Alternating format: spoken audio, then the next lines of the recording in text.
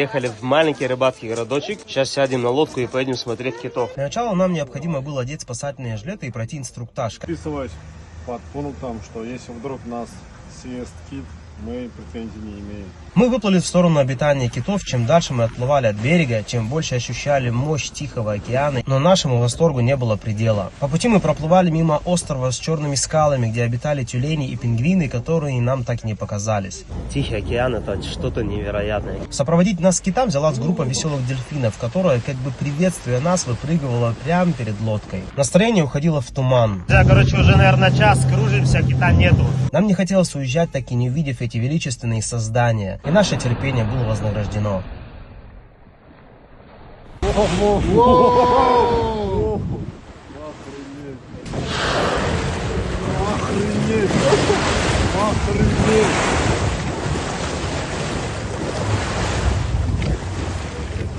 У меня даже руки трясутся от адреналина. Я даже не мечтал увидеть кита вживую в океане. Просто эти эмоции, они непроизвольные. Это просто нереальное ощущение увидеть синего кита вживую.